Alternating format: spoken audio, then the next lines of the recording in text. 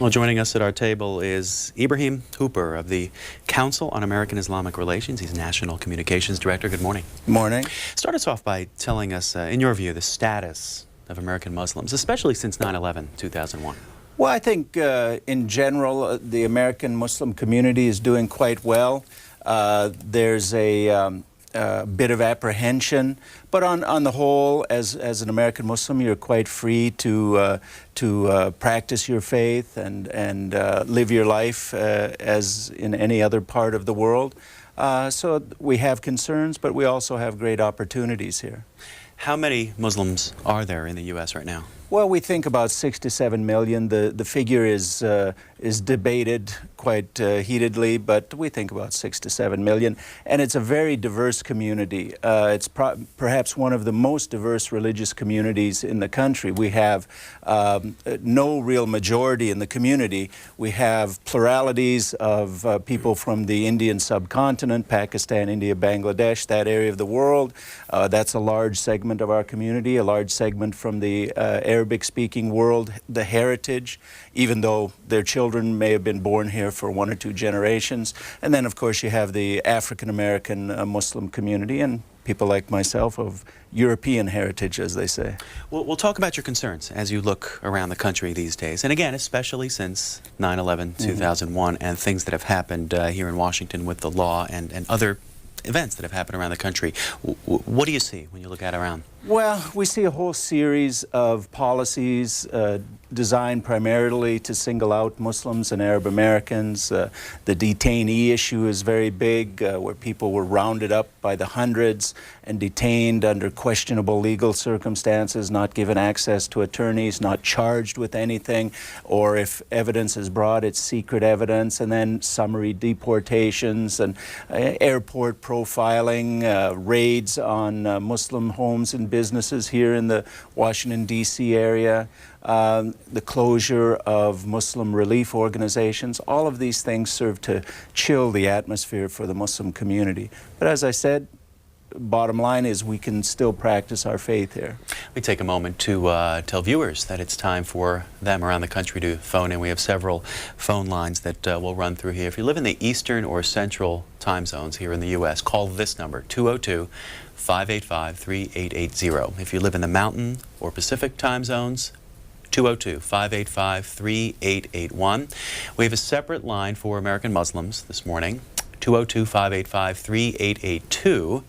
And our fourth line is our international line, and that's 202-585-3883. A lot of numbers there, but we'll continue to post them at the bottom of the screen, and we'll get to calls in just a couple minutes for Ibrahim Hooper, who is National Communications Director for the Council on American-Islamic Relations. What's the mission of your organization? Well, we defend Muslim civil rights. We defend everyone's civil rights given the opportunity. We do anti-defamation work. We challenge stereotypes. But bottom line, we try and project a positive image of Islam and of the American Muslim community. And we believe that image is accurate in being positive. And we asked you to come on this morning, this Saturday morning, because of this headline in the Washington Times yesterday. It's a Larry Witham piece, and it says that a Muslim activist won't apologize to evangelists. The spokesman for a prominent U.S. Muslim group who regularly demands contrition from critics of Islam will not apologize for comparing some conservative evangelical leaders to Osama bin Laden and saying they would kill Muslims given the chance. And this leader is you, Ibrahim Hooper of the Council on American-Islamic Relations, stood by his argument that the Reverend Falwell, Reverend Robertson, evangelist Jimmy Swaggart, and Reverend Franklin Graham are, quote, equivalent to bin Laden in wanting to divide the world into a religious war. How did all this get started? Well, just an ordinary radio interview, but I think where you draw an equivalence is not in the tactics. Obviously, Osama bin Laden had people fly into the World Trade Center and the Pentagon and killed thousands of people. But I think you can draw parallels with the goals of these people. What other reason did Osama bin Laden have to order this terrorist attack but to divide people along religious and cultural lines? And that's exactly the goal, I believe, of people like Pat Robertson and Jimmy Swaggart and Jerry Falwell. they want to divide the world into two camps, good and evil, black and white, and that's something that none of us needs. And what's the reason for a lack of an apology in a time like this? No apology has been asked for. If you read the article, they talked to all of these individuals, and none of them requested an apology. So, I mean, I don't apologize for having an opinion that ask any Muslim how safe they would feel if Pat Robertson had gotten his wish and become president of the United States. I don't think Muslims would feel very safe. I think at the least we'd be in camps by now. Let's go to the phones for Ibrahim Hooper, East Richford, Vermont. Our first call on our line for American Muslims. Good morning. Good morning. Assalamu alaikum. Wa alaikum salam. I would like to ask to you today, brother. I think the biggest issue concerning American Muslims is got to be the Palestinian issue, and there's no other way around it. I mean, that's the main focal point for Muslim dispatriotism in many aspects around the world right now. I just wonder why there's not more emphasis put on releasing the people why the state of Israel was created and letting them judge on the principles of the creation of it, whether or not it's fair what's going on today. It seems like they're trying to dramatize it into this thousands and thousands of years-long battle, but it's not. It's a recent thing. There's people that have grown up under it, and they've seen their whole lives changed. And until we address that, there's just going to continue to be problems. And it seems like everyone's trying to get caught up in other aspects of other areas, and they're not focusing on what the real issue is. Because everything that is so-called terrorism could also be considered freedom fighting in a different context. And I'd just like to hear your opinion. Thanks. Is that conflict the root of everything that's happening now? Yeah, I think the Middle East conflict is at really the core of what we're talking about, and the core of the political instability and a lot that's going on around the world. You can't avoid it, and I think that's what our problem has been over the years. We've been avoiding that issue. We've been avoiding dealing with it because Israel has a very strong lobby in this country, and particularly in Congress. And whenever we saw after 9/11, President Bush came out, said a Palestinian state. He was trying to address some of these issues, and then boom, those with interests siding with Israel came back and said, hey, wait, we're not going in that direction. Let's make it as if, there's no real issues here. Let's just, they hate us because of our freedom. Well, no. If you go to any part of the Muslim world, Muslims and Arabs are dying to come to America. They're dying to have their kids schooled here. They come here for medical treatment, whatever. But these policies are really frustrating people. They look at America's support for democracy and freedom and human rights, and then they look at the situation of the Palestinians. If everyone should be free, why not the Palestinians? But another issue with the Middle East conflict, it's not, as it's often portrayed, a religious conflict. It's a political conflict with religious overtones.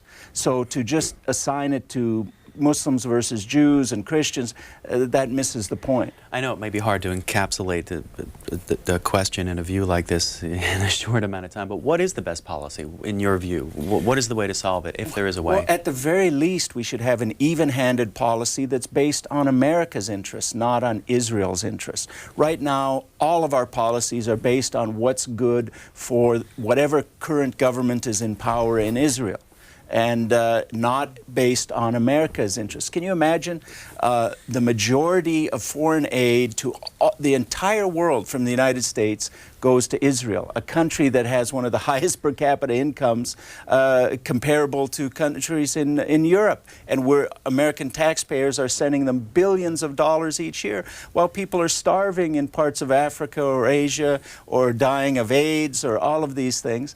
We're sending billions to this tiny, minuscule state. It's really mind-boggling. Let's go to Mesa, Arizona for Ibrahim Hooper. Good morning.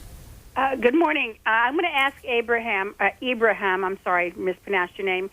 You mentioned that there were 67 million Muslims in the United States. 627. 627. I apologize.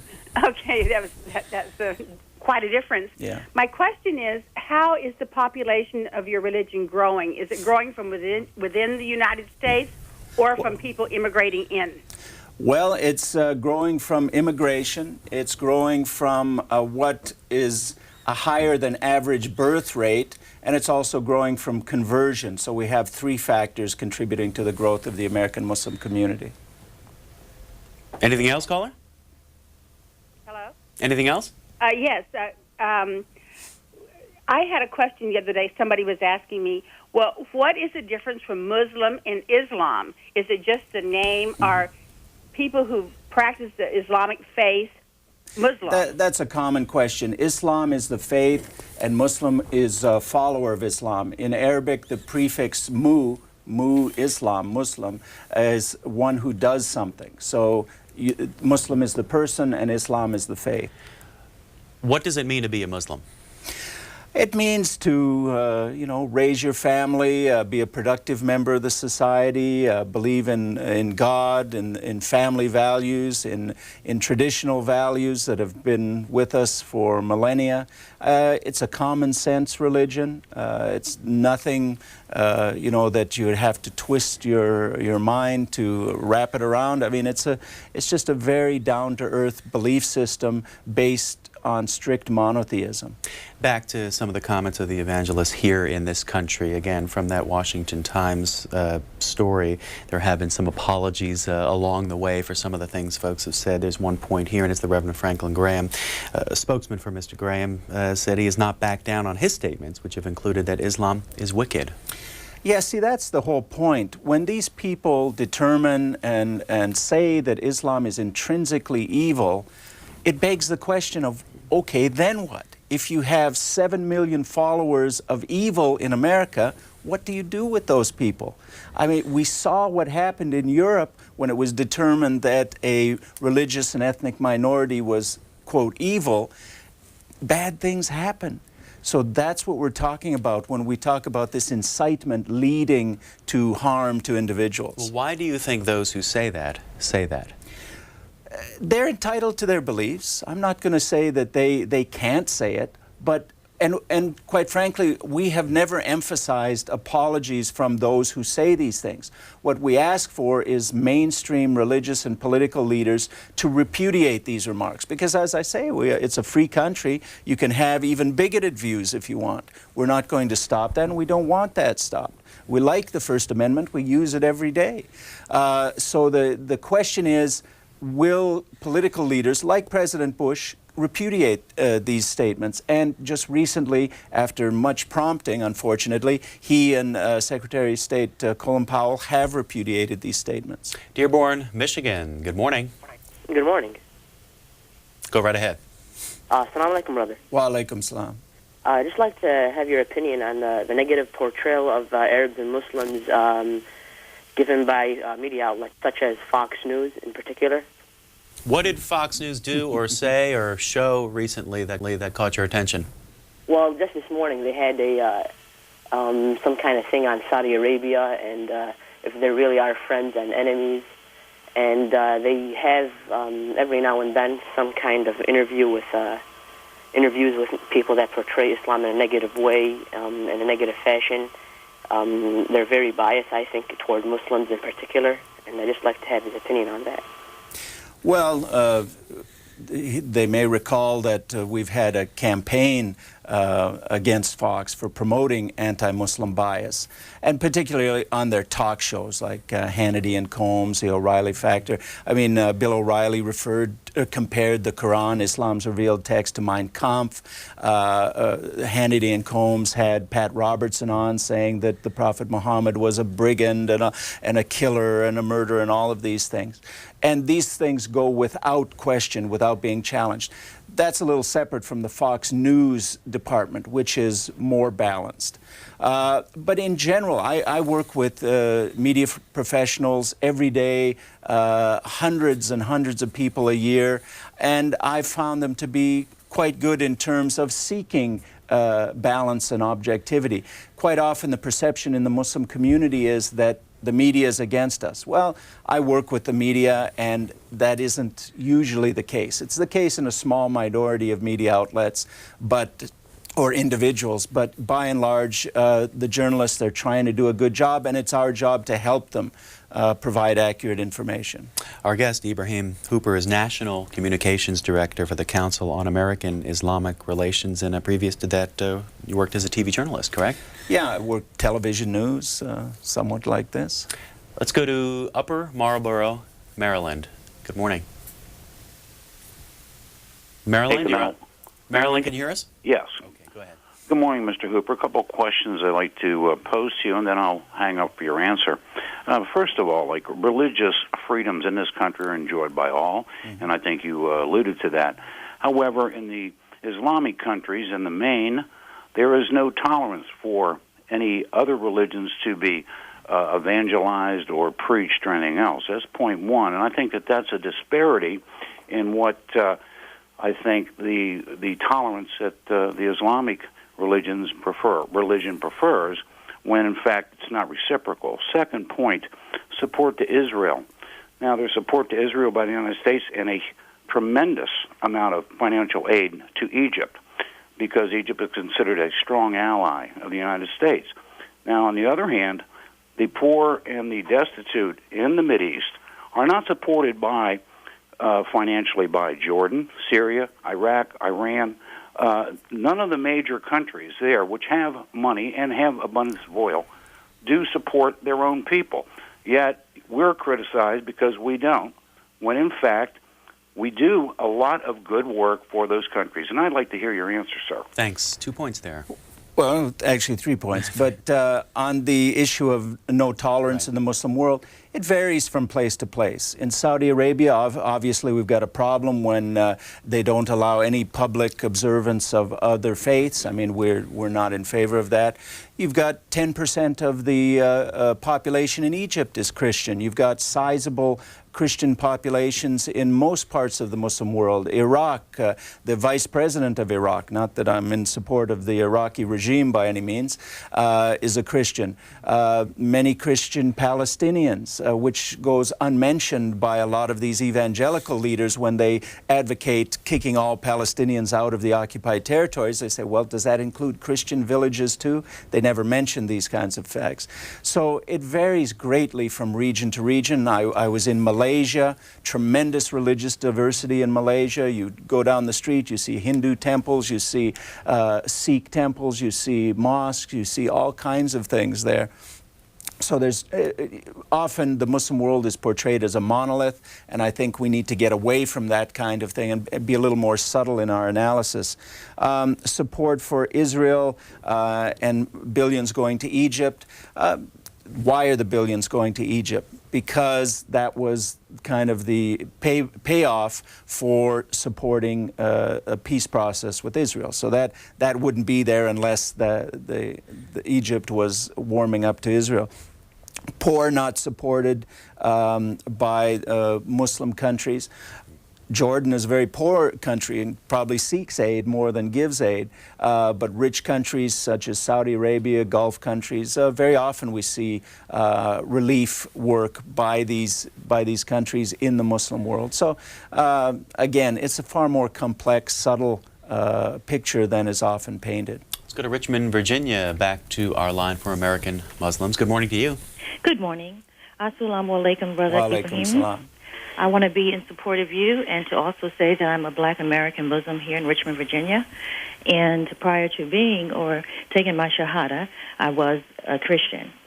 And by taking, As was I. Alhamdulillah.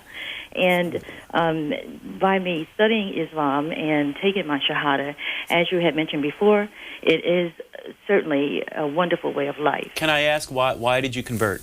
I had so many different mixtures in my religion as being a Christian. I just could not understand how the Trinity worked. And I come from a family of grandfathers and uncles that are ministers and pastors and have their own churches. And growing up as a Christian, I never could get that settled in my spirit until I came upon Islam. And Islam, for me, has help me to understand the reasons behind all of the propaganda of the Christian churches. Not taking away from any other religion, but as far as being a Muslim, you being a European Muslim, me being a Black American Muslim by choice, you are my brother. And wherever a person takes Shahada anywhere in this world, that will make that person my brother or my sister, which will break down any racial adversities here in America or abroad. And I just want to say I support you, and I thank you, and assalamu alaikum. Wa alaikum salam. Yeah, we find that often when people accept Islam, a strong component is the universal brotherhood. And I know that was true in my case. You really can go to any mosque in the Muslim world. I've been in China, in Morocco, from every part of the Muslim world. You can go in and you feel at home. People think the same way. They're using the same language often in terms of the Arabic for prayers, even though you may not speak the native language there. But you'll be received, as she says, as a brother or sister, based on your the concept of universal brotherhood. Talk to us about your own background a little bit more. How'd you In grow up? terms, just grew up in the Midwest, just kind of normal situation. Began studying and looking into Islam in college, and subsequently accepted Islam. I'm a bit of a skeptic, so it took me quite a while. I always thought, well, there's got to be something wrong here because everybody says it's bad, so the more I study, I must find something that's bad. And when you get to the bottom of the barrel and you like everything, you really don't have much choice. Other people can hear one verse from the Quran and they accept Islam. So it's different for everyone. And in a broader sense of these 6 to 7 million American Muslims, talk to us, give us a demographic sketch, if you can, on how they live in the U.S. Economically. Are they Republicans, Democrats, political representation? Give us a sense. Yeah, we've done polling of the American Muslim community, and as we said, it's extremely diverse. As I mentioned, the Arab American Muslims, African American, Indian subcontinent, but I personally know Native American Muslims and Hispanic Muslims and Chinese Muslims. So it's very diverse in terms of ethnicity, but also in terms of economic background, although we do have a large proportion of doctors and engineers and those kinds of people. Politically, I'd say we're more issue oriented than party oriented. In general, Muslims tend to be conservative politically on certain issues, but then liberal on other issues. So you can't really place us on the political right-left spectrum. We'll follow those people who will support those people who support our issues, basically. And yeah. Sacramento, California. You're on with Ibrahim Hooper. Hello, Mr. Hooper. I was just wondering, I know as with your position, the way this conversation must go, but I'm just wondering if you've been struck a little bit by the irony and perhaps the danger of the fact that the Islamics and the left seem to be at the greatest risk of government intervention, or who knows what the new Patriot Act will, how that will relate to anti-war protesters should we go to war with Iraq. I was just wondering, kind of going along with the evangelical edge of it, is why has the American right, which has propagated more terrorism in the past 20 years than any other group in America, with its infrastructure and its little cults and everything, why has it escaped completely the whole anti-terrorist angle of our administration now? Thanks. Well, I don't know how to answer that question exactly. I'd have to see evidence that the right has promoted terrorism.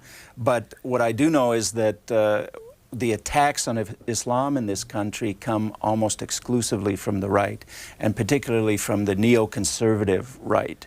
the Weekly Standard kind of people, the National Review kind of people, vicious attacks on Muslims and the faith of Islam. And, if they only knew that Muslims agree with them on many issues. We tend to be more pro-life in terms of abortion. We believe in market economy, lower taxes.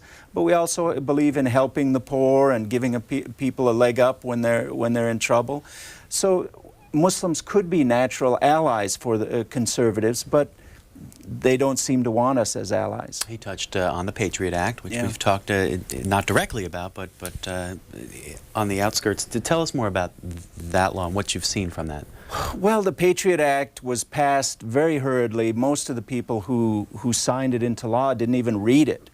And now we're finding all the provisions that allow, things like going into a library and finding out what you're reading, and to see if it's something the government doesn't like.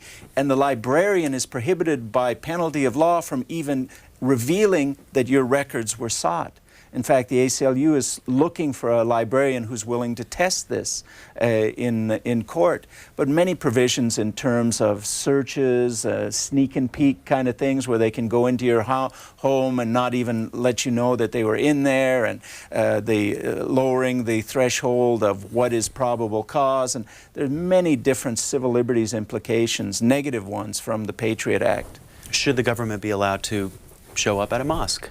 Government is invited to mosques. Our organization has sponsored many Know Your Rights seminars with FBI officials who will come into mosques, give people an overview of what their rights are. But the officials should come in through the front door, not the back door. Osage City, Kansas. Good morning. Good morning.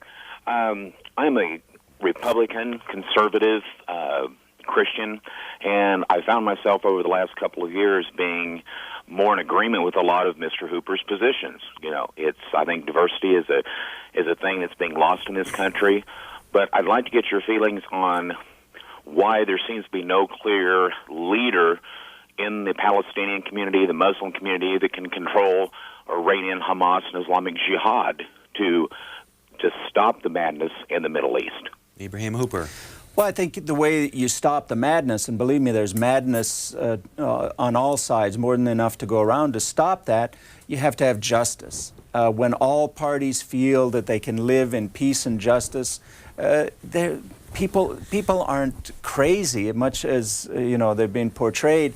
If people can live a normal life free of military occupation, the Palestinians lived for hundreds of years quite peacefully until outside invaders came and kicked them off their land and occupied their towns and villages.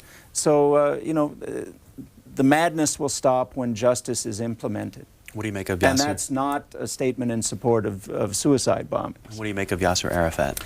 Yasser Arafat, that's beyond my pay grade, as they say. That's up to the Palestinian people to decide.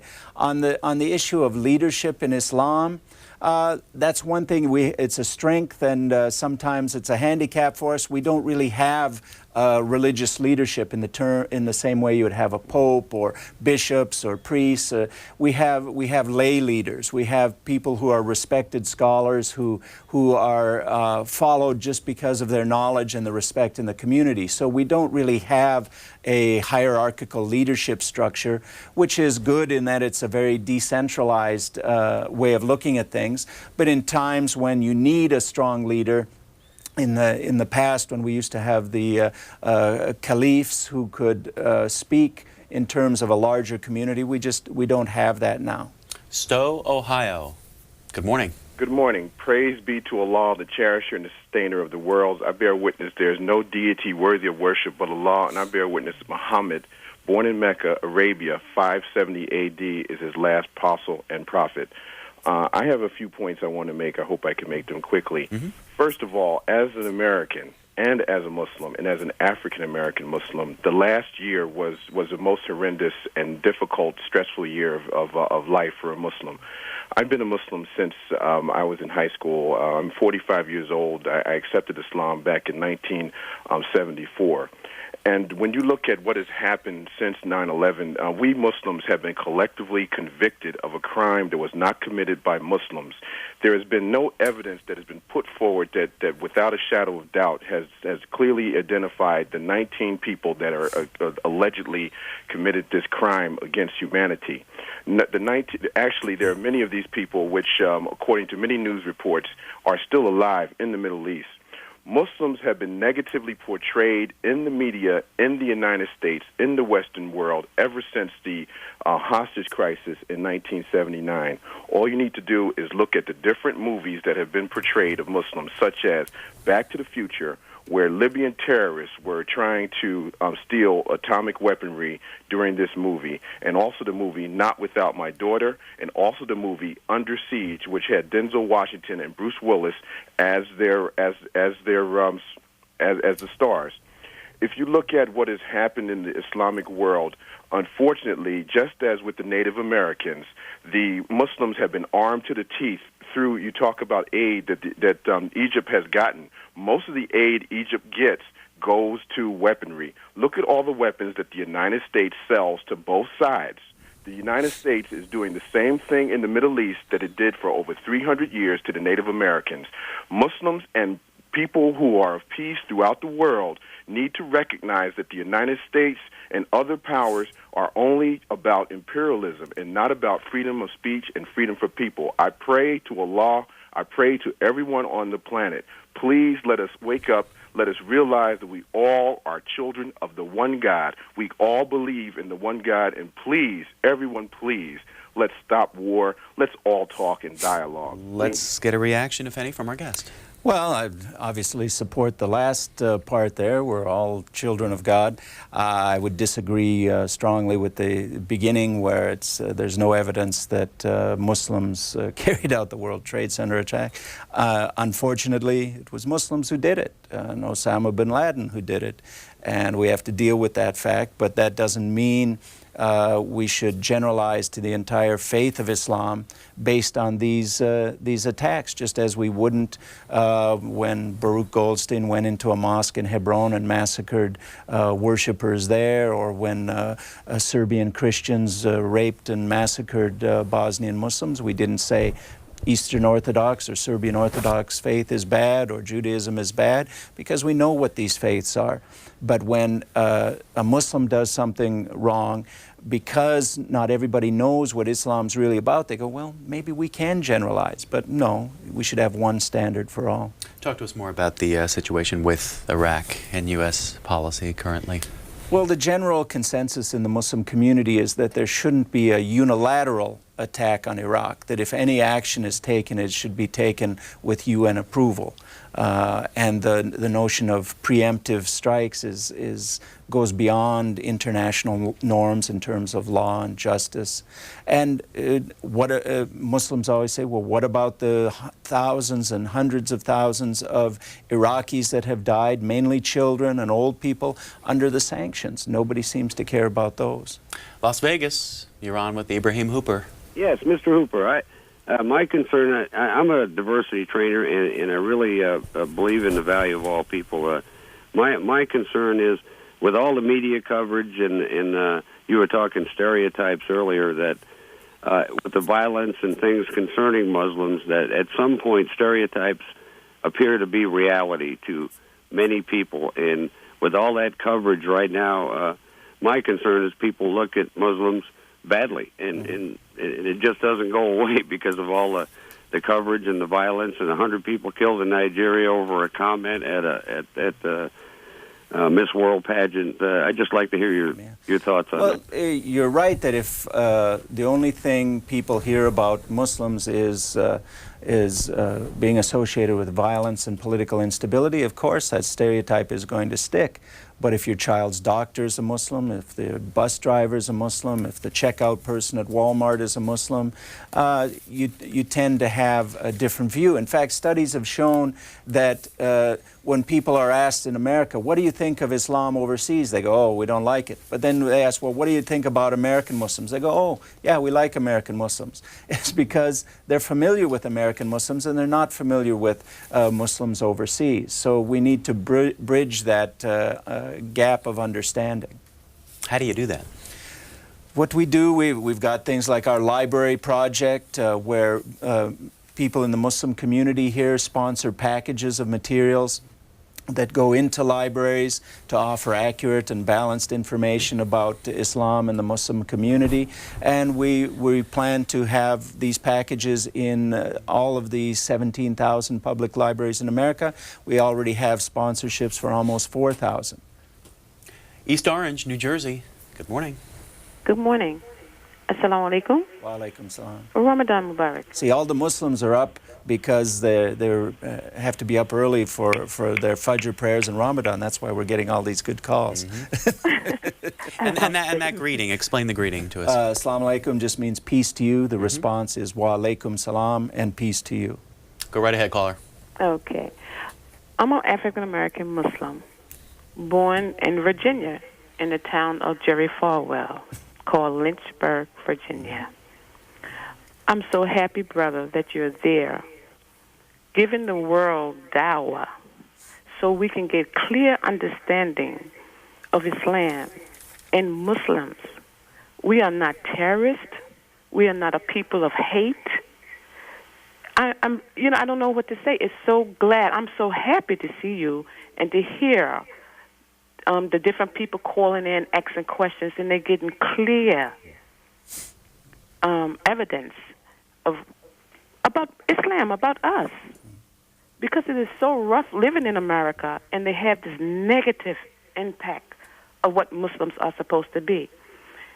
You said a minute ago that they feel good about American Muslims because they're familiar with us. But if my brother in Iran or Iraq or Saudi Arabia is hurting, that hurts me. I am a Muslim, and it hurts me to see another Muslim hurt, whether they are here in America or in Saudi Arabia or wherever. Look at this incident in Nigeria. This is crazy. Why would someone want to take this lewdness into a thick Islamic little town and bring this lewdness there with these naked women in the month of Ramadan, period, and then say this ludicrous thing about Prophet Muhammad? Thanks, caller. Ibrahim Hooper.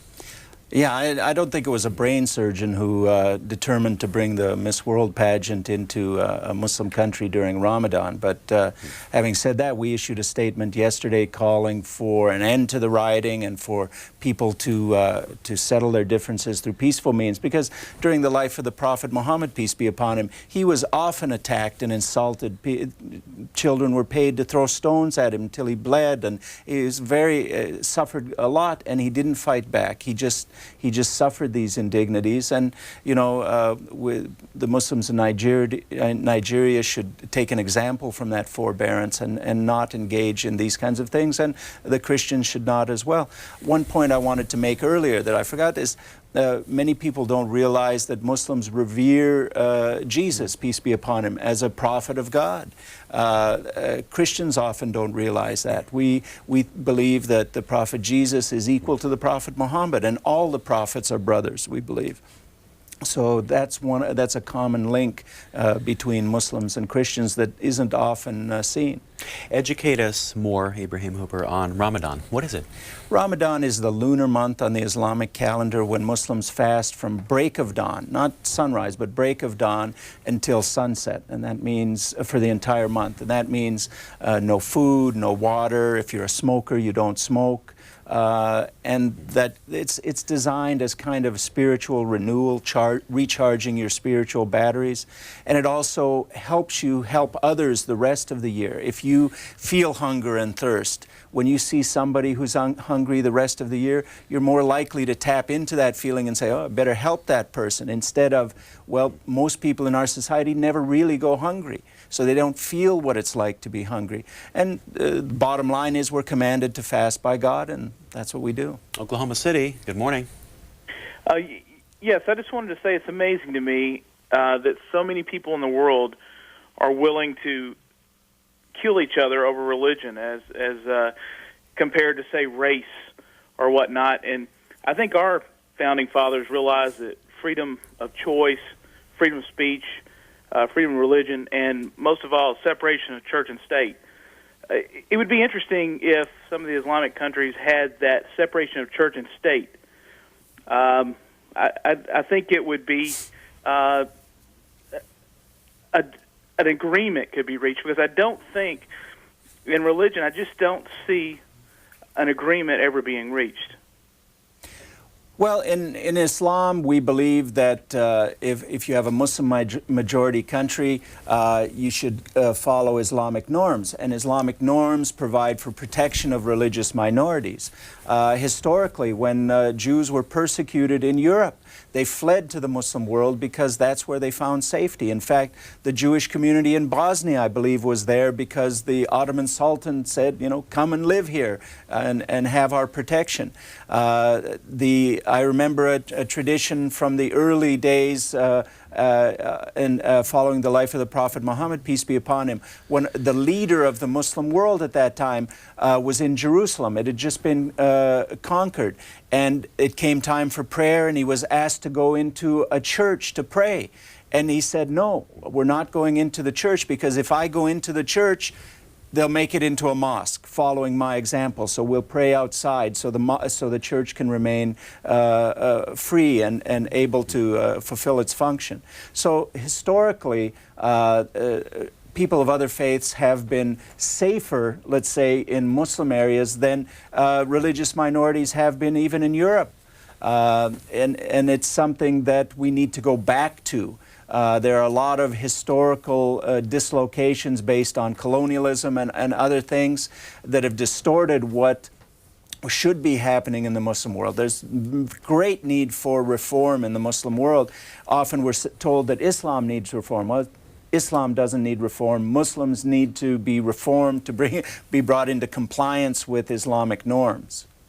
We have a call from Los Angeles this morning for Ibrahim Hooper. Good morning. Good morning, gentlemen. There is something very important that I'd like to bring some light on it. People, we need to distinguish between Islam and frustration. What people are dealing in the Middle East has nothing to do with Islam. Islam never had a verse, wake up people and blow up the WTC building. What we have in the Middle East is solid frustration. There is something called people loving Americans in the Middle East, and there is something called anti-Washingtonians. Washingtonians have nothing to do with Americans. Americans is you, me, who wake up in the morning, deal with our daily lives. Washingtonians are different agenda. This is what the problem in the Middle East, which is a lot of, not just a lot of, I mean, most of the U.S. medias, okay, I don't want to use the word Zionist medias. They're trying to conceal. People have a problem, political problems over there. They do not have religious problems. Attaching the word Islam, immediately, people in the U.S. would think of Arabs.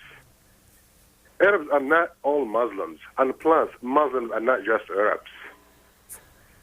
The Arabs are the minorities in Islam. Thanks. Let's get a reaction. Well, it's interesting about the media and Israel. You'll often see more criticism of Israel in the Israeli press than you will in the American press. It's very interesting to read a newspaper like Haaretz in Israel, extremely critical of the policies of the occupation, of a wide variety of policies by the Israeli government that you would never see in America. And you know, we need to get to a point where we can be equally as critical of Israel as we can of countries in the Muslim world or even Europe. Talk to us briefly about your website and what folks will find over there? Well, if they go to www.cair-net.org, basically you'll see what we've been doing over the years, some background on Islam. They can click on About Islam. They can see some of the campaigns that we've been waging in defense of the Muslim community. So it's a variety of things, and it changes. We have reports on there 1 year after 9/11 for the American Muslim community. We've got the mosque report. There was an in-depth study of the makeup of mosques in America. So there's a variety of things, and it changes daily. Last call for the segment. Athens, Georgia. Welcome to the program. Hey, how you doing? I'm fine. Assalamu alaikum. Wa alaikum salam. How you doing, brother? Alhamdulillah. That's good. I have been studying Islam for, I guess, the better part of 14 years now.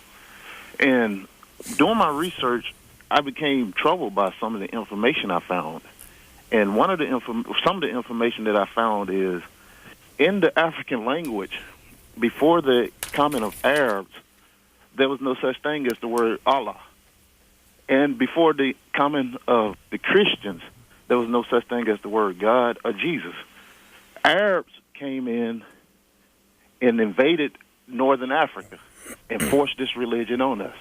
Christians came in and they forced this religion on us. Arabs enslaved us, nationalized it. Europeans internationalized it. So I am having trouble accepting a religion that has been forced on me by an outsider that has nothing to do with me. It's not necessarily not just Islam. It's Christian too. Yeah. In Christianity, let me finish. Okay. In Christianity, in 325 A.D., Constantine had a conference in Nice where he invited over 200 and something pope, and they invited people, some of the cultures out of Africa, and they developed the concept of Jesus, Mother Mary, and the Father Spirit, the Holy Spirit. In the very next year, 326 A.D., they voted on this and passed this as Christianity, and the Pope ordered a painting of Jesus, and deceived the whole world with this. Now, in Islam, they don't tell you that Bilal, an African Ethiopian, was the chief writer of the Holy Quran that was modified to suit the Prophet Muhammad so that he can be able to spread this religion. Thanks. Get a final thought from our guest now. Okay. First of all, Bilal is a well-respected figure in Islamic history, but the bedrock foundation of Islam is, as it says in the Quran, La ikra'a fi ad-din. There is no compulsion in religion, and we believe that. If anybody was forced to accept Islam, that would be against Islamic norms. If somebody was forced into slavery, that was against Islamic norms. Again, we need to reform Muslims, not Islam. Ibrahim Hooper is National Communications Director for the Council on American-Islamic Relations. Thanks very much for joining us today. Thanks for having me. Some C-SPAN program information for you to pass on for later today. At 1 p.m. Eastern Time, we're going to show you a hearing from earlier this week by the Senate Judiciary Committee on terrorism financing. That's at 1 o'clock Eastern Time. A little bit later in the afternoon at 3:30 p.m. Eastern Time, David Broder of the Washington Post, columnist there, of course.